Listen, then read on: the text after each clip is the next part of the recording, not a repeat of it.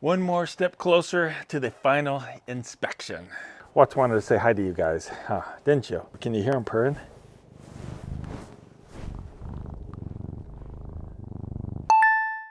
Good morning, guys.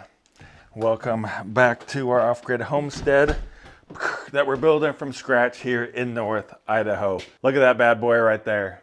We are going to be doing some work on that, some work on our electrical because, man, we are so close to having our final electrical inspection. I know what you're thinking. Electrical inspections? What are you talking about? You live off-grid. Well, we'll talk about that as we're working here.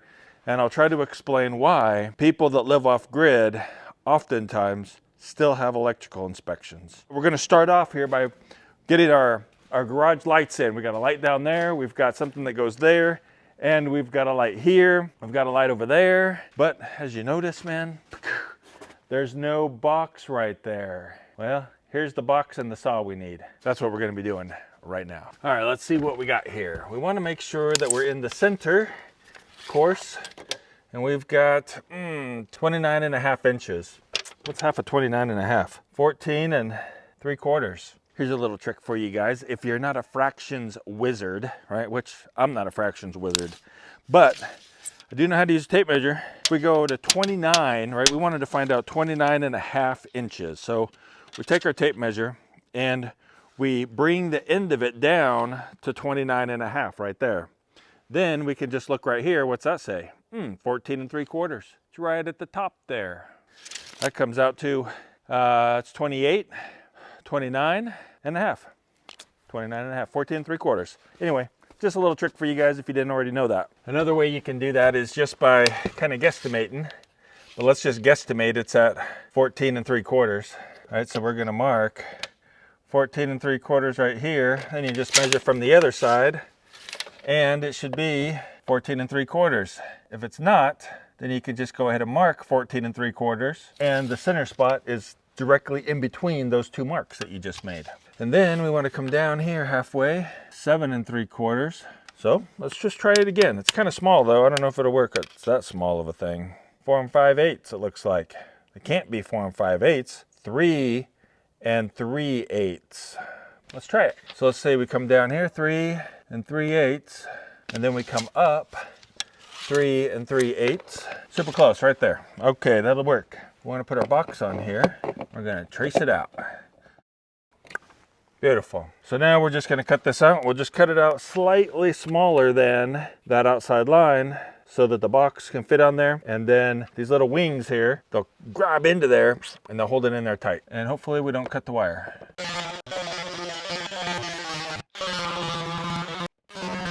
Let's see if we got it all. Probably missed a couple spots though. Yeah, we must have missed some spots.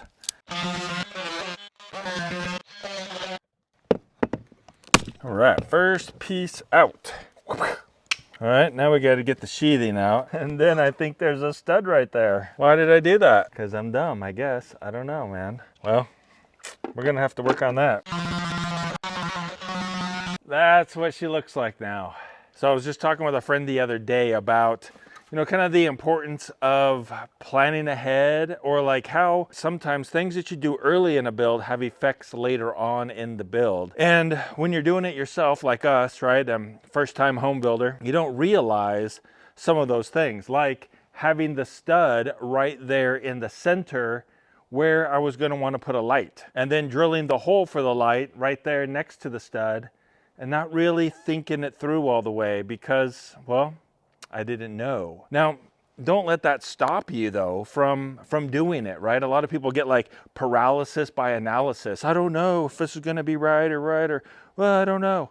Don't let that happen, man, because there's nearly nothing that you're going to do that is going to have super huge detrimental effects, right? People retrofit houses all the time, remodel houses all the time, and studs get cut halfway through and all kinds of stuff, right? I mean, there's a ton of studs in there holding up this whole corner of the house. So to cut 1.5 inches out of a 2x6 isn't going to kill it. It's just a little bit of extra work that I had to do right now. Well, that was like a lecture or something, man. No more lectures today for the whole time, okay? Maybe. We'll see. I don't know. It's just me out here today, so I kind of get a little crazy when it's just me. Jules is busy. She's doing something really important. You want to know what she's doing, man? She is writing a manuscript for a lectureship that we're going to in March. The manuscript has to be turned in today because it's being published in a book. So she's going to be speaking at the Fried Hardeman lectureship coming up here in March. She's going to be speaking on trying to live godly in an ungodly world and looking at Noah's wife as an example. If you know anything about Noah's wife, that's kind of a challenge because there's not a lot of information about her. And so she's been working on that for the whole month now, and she's almost done. But I'm going to be speaking too. I don't have to write a manuscript though, because my topic is not a textual topic. I'm doing how to use like online stuff like YouTube and Facebook and stuff like that for online ministry. And so I'll have a special class all on how to do that. Going to be making some resources and checklists and guides and stuff like that for it. Maybe that will turn into a course that I can share with you guys that want to do online ministry type stuff. We'll see. But we got the hole deep enough now. Just going to go ahead and kind of open this up a little bit because it's so hard to get them in there sometimes. Kind of stretch it out a little. All right, there you have it, guys. First light up. And so now we've got to, we're gonna do this one, but that one doesn't actually get a light. A security camera goes there, but we are gonna put a box in there anyway. We'll put the other light here, and then once we get the security camera hooked up, we can go ahead and take down that security camera and move it someplace else secret on the homestead because it's solar powered. I gotta figure out what else I wanna watch. We'll find out. No, you won't find out because it's gonna be a secret location. All right, check it out. One there, camera here, and one there. We do still have the camera up there because that one is not functioning yet, but it will be soon. So we're just leaving up the camera for right now. But we've got light, we've got light. It would be kind of cool to have one in the middle, and we might put one in the middle later. I want to get some lights that have a motion detector on them. We just got these up here because, well, they work. They meet code, you know, I mean, they look good too, right? They're just cheap outdoor lights, but they do the job just like they're supposed to. So now let's cruise inside and we'll go down into the bunker. When we did the, what's that thing called? The rough end inspection, there was something that I needed to fix.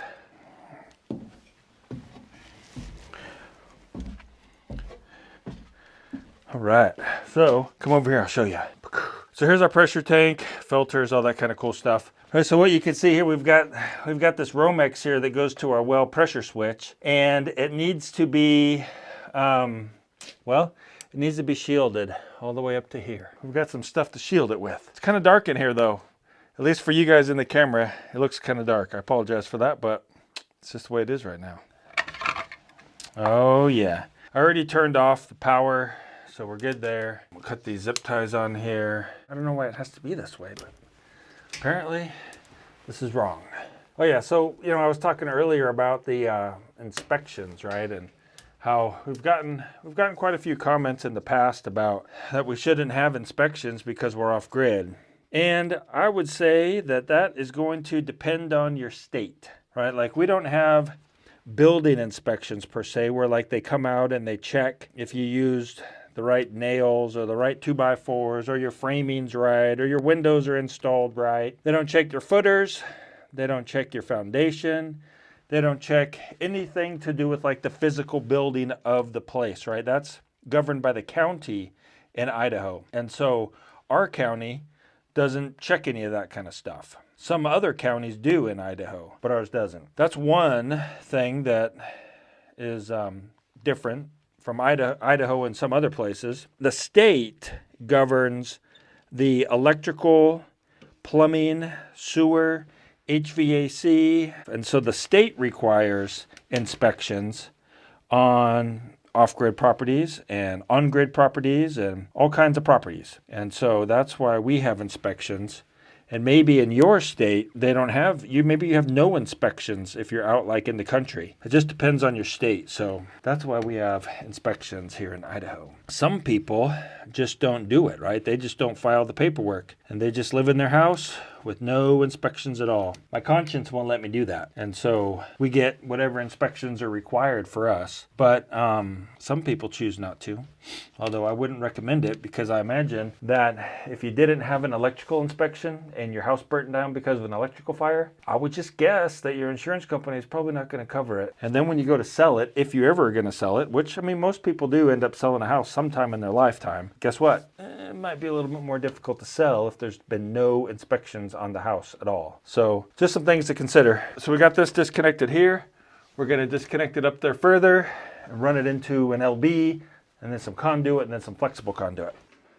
Now when I asked him, I'm pretty sure he said that I could just put this on there and that would count. So that's what I'm actually going to do. I did get an LB and I do have a little piece of conduit to extend it down. But you know what, man? He said just put it in there and it'd be fine.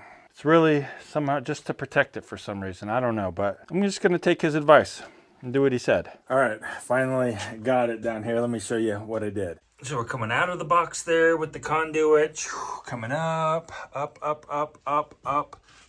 to an LB right there. And then our Romex goes into the LB. From there, down to there. If I understood the inspector right, that should more than satisfy what he was talking about. Because it sounded like he said just slip that Romex into a piece of conduit to protect it. But I think that this is maybe just a hair more professional. We'll find out when he comes, see what he says. Oh, man.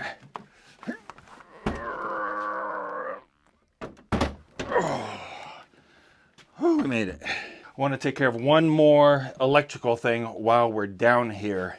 And I want to thank EcoFlow for sponsoring this video and letting me show you their cool new EcoFlow Pro. Pretty cool little setup they've got here, but we're going to be using it for connecting our sump pump. So we've got our sump pump cable here. And one of the concerns, you know, with sump pumps is a lot of times, man, when it's storming and there's potential for your basement to flood, that's when the power goes out. And then your basement floods and then you have no way of powering it. This happens down at our church building in Sandpoint. The basement floods when the power's out, makes a big mess. And then you gotta clean it all up. So we're gonna be using our EcoFlow here. We're gonna plug our sump pump into it. And then we're gonna plug our EcoFlow into our off-grid system, right? And so, yeah, we're off-grid, and when the power goes out in town, the power doesn't go out here. But that doesn't mean the power doesn't go out here, because I'm my own electric company. And when I'm my own electric company, I make mistakes. Right? Maybe like I'm out of town and the power goes out, I can't get the power going again. So this guy right here is what we're gonna use to power our sump pump in case of a major emergency. So let me tell you a little bit about this guy right here. One of the really cool things about it is that this guy has a 240 volt output right here. It can do 4,000 watts continuously and peak up to 8,000 watts, which means we can use this to run our well pump and power our entire house. That's one of the reasons why the EcoFlow 3 Pro is it's just like right there, right where it needs to be for our backup situation, like for a whole house backup, right? Like simple, easy to use, and just works. Some of the other cool features on why we get to use this with our sump pump is because you can use it as an uninterrupted power supply, not only for like a sump pump, but for your sensitive electronics, your security system, your security camera system, whatever you need, and you want an uninterrupted power supply, it'll do. It has a 10 millisecond transfer, so sensitive electronics are they're not disrupted by the power transfer when you're using this as an uninterrupted power supply. It's got the cool wheels right here, which is important because, man, this thing is not light. You saw me trying to put it up here on this wall. it's heavy. You want those wheels for sure. And it's got a handle that pulls out right here, so you can wheel it around like a suitcase. So like I said earlier, right, this can do 4,000 watts continuous or 8,000 watts peak, but you can expand it with other units combined together to get up to 12,000 watts of continuous power. And it has a 4 kilowatt hour battery in it, but you can expand that up to 48 kilowatts of power, which is way more. It's more than double the battery capacity that we have in our solar shed with our off-grid power system. Of course, you can power it off of the solar panels, and the new solar panels that they've got coming out are bifacial, 125 watts. Pretty cool. They've got a little guide in there that allows you to position the solar panels to just the perfect spot so that the sun is going to give you the most power out of it, to make sure you're pointing them in just the right direction. The thing is super quiet and has a 5-year warranty. I mean, you can't go wrong with that. But I know you're wondering, like, what can it actually power? Well, here's a graphic from EcoFlow. Of course, your mileage may vary, but those are kind of the round numbers on what this thing can power. So I want to thank EcoFlow for sponsoring this video and sponsoring our channel all year long. They are having a super great deal. You can get up to 55% off. And another really cool thing, come the end of the year with all of the sales that are going on, I'm always concerned that prices are going to go down, right? So I don't get something because maybe it'll go down, maybe it'll go down, maybe it'll go down, and then the price goes back up, you know, and I miss out on the sale because I was concerned that the price was going to get cheaper. Well, this year they're doing something awesome. They've got a 30-day price lock guarantee, right? So don't worry about it if that's a concern, if you're like me and you're just worried about that kind of stuff. EcoFlow is introducing a new feature this year. It's called Watt a Year. Watt a Year, right? And in that, you are going to be able to see all of your history of the year, kind of like a highlights reel of the power you've generated, the power you've used, and some other data as well that you'll be able to see your journey throughout this year using your EcoFlow. This is going to debut on December 6th in the EcoFlow app. There's a link down in the description below. You can go ahead and check it out. Discount codes and all that fun stuff that you need to know for all of the EcoFlow products, right? But this bad boy is what we're using down here in the crawl space this winter. All right, let's cruise outside now. Hey, Sarah's in here sitting by the fire. She's working away on this guy right here. This is our new chronological reading schedule, ding ding. And you can read through the whole Bible in 1 year in chronological order, following our reading schedule. She's working on like finishing it up and fixing it up, like getting it all perfect so that it looks really cool aesthetically. The schedule is already set, but she's making it look nice. All right, so we're gonna work on this light right here now. It'll be a little bit challenging because, well, we gotta cut a box out of that metal. We'll see though. This is what the light box is going to go into. And so we're going to use this, put it right where we want it here. And then, well, we'll put a level on top, make sure it's level. And we'll get it where we want it. Take our pencil. And bink, we've got our box. So now we just need to cut that box out, man. And we've got one screw in there we're going to have to take out. Blah. Let's just do it I don't want to go get the drill way. There we go. You see me use this thing a lot. This is the SOG Power Lock. It's my favorite tool. I like it way better than the Leatherman or the Gerber. It's because it's the way that it's made. It's got like gears right here. And when you crimp down on something, man, it's like crimped. It's tight because of the kind of the lever action that it has. All right, let's see what we can do here. I'm just going to cut some relief cuts, I think. There's probably some trick to cutting a square out of this. Some of you guys probably know it. All right, not too shabby. Whew, it's coming out pretty good now. Whew. Wow, we did that one pretty good. Oh, look at that. All right, so we've got our box cut out. Now we can cut out the hole using the vibrating saw again. Get that hole cut out. We mount our block. We got some metal trim that's gonna make that look good. Because obviously, if we just did it right now, it'd look lame. But we got the trim.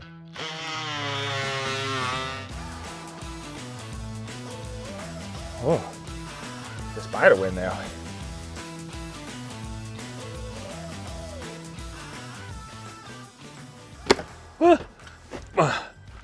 Wow, good thing I wasn't really high in the air, huh?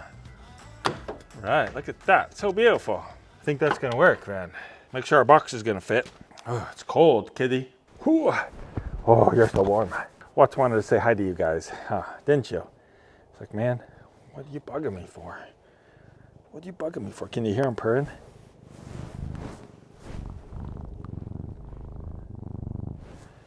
All right, see you later, kitty. I don't remember if I showed you the light we're using. Bing! This is it right here. Just Home Depot off-the-shelf lights. Let me show you how it turned out. Oh, I just ripped the box. We don't need the box though, do we? All right, that's how she came out. Like that. Looks good, eh? I think it looks good. This is cold.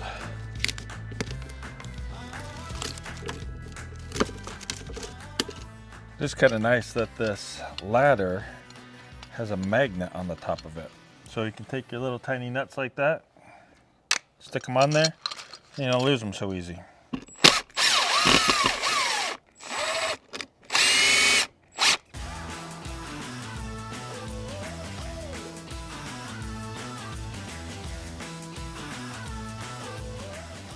There we go, man.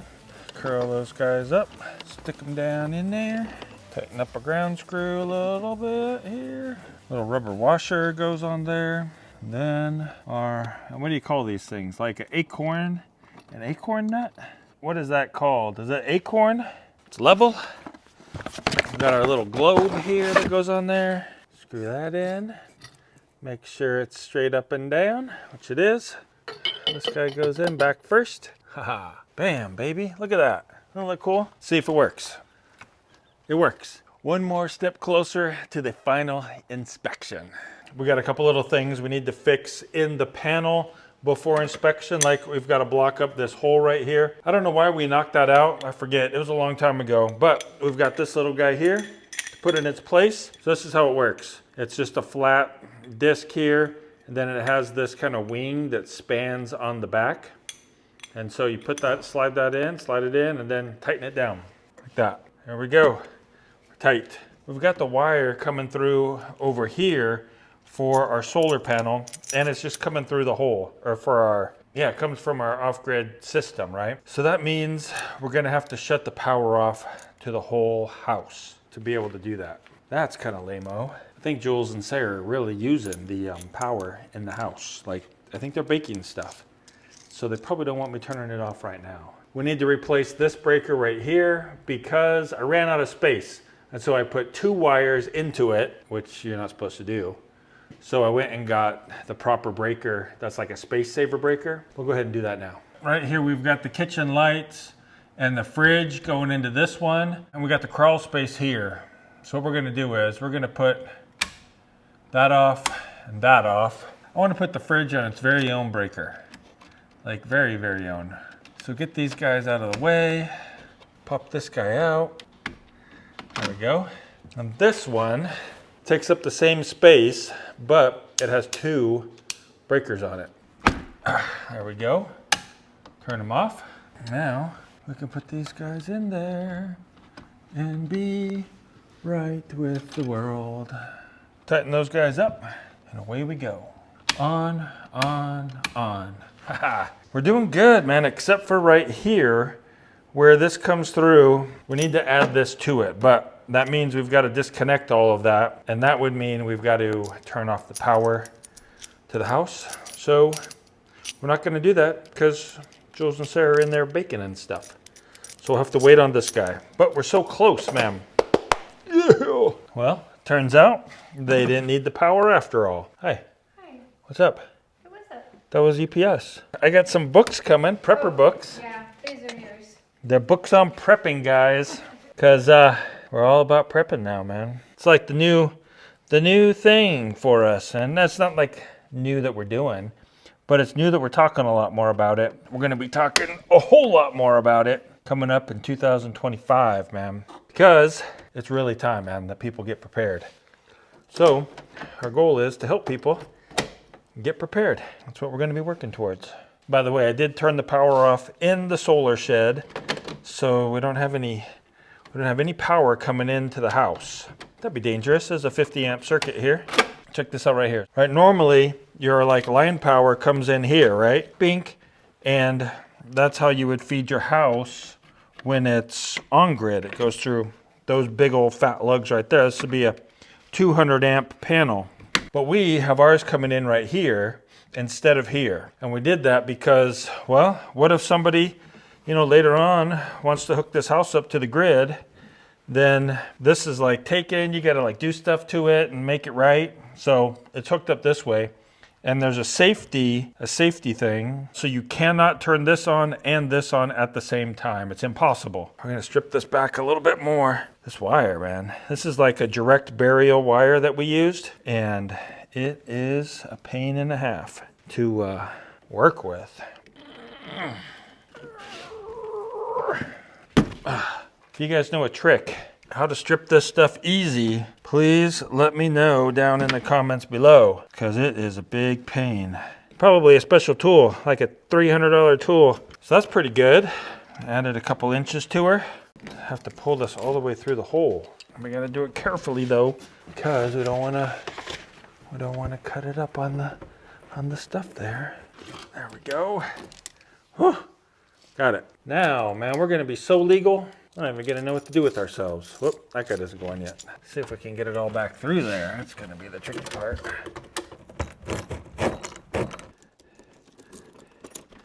Yeah.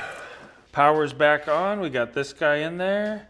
We've got this guy in there, all nice and neat.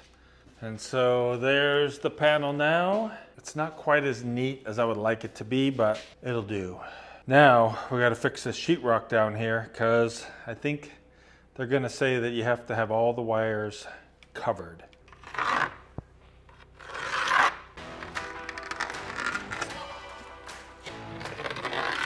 Now we'll just cut down that line. I think we'll just do it with this.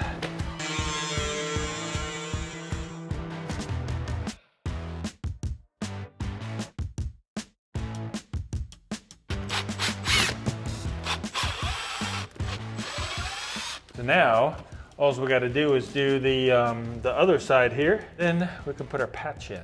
We're not going to paint it or anything. We're just going to put it in there and just leave it just so it's covered up. And that way, if we need to get back in here to do any more work, we've just got a little patch. Just got to take the screws out and you're good to go. All right, there we go. Sheetrock, cover. Check this out down here. I know you're wondering what this is here for. This is for our ground right there. Copper wire runs up to the panel and it's connected to rebar that's in the foundation. It's called a UFR ground, I think is what it's called. All the breakers are in. And this is what I was talking about before. You see this right here? This is the safety. This is the power coming from our solar panel. And this is where grid power would be if we were connected to the grid. And so you cannot turn it on because this is in the way. So what we would do, we're not going to turn the power off to the house right now, but you'd flip this off and then this could slide up and then you could slide this over and then you'd be on grid, right? And then if you wanted to switch back to off grid, what you do is, first of all, you would turn the main breaker off, right? Because this is in the up position when you're on grid. Turn the main breaker off and then this will slide down like that. And then you can turn the off-grid power on, and now you're running in off-grid mode. Anyway, that's how that works. It's just a safety to make sure that if you are connected to the grid and you have a generator backup or a separate off-grid system, that you don't accidentally fry some linemen down the road working on the power system, right? So, my friends, you've seen our house, you've been watching the build. Are we going to pass or fail our final electrical inspection? Let me know down in the comments below. And if you think we're gonna fail, please let me know why so I can go and check it and then maybe fix it, because I'm not going to schedule the inspection like today or tomorrow.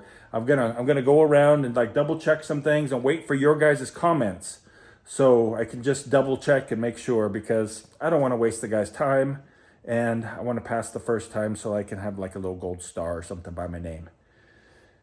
Not really, but that is going to do it for this video. We hope you guys have a really great day and keep smiling.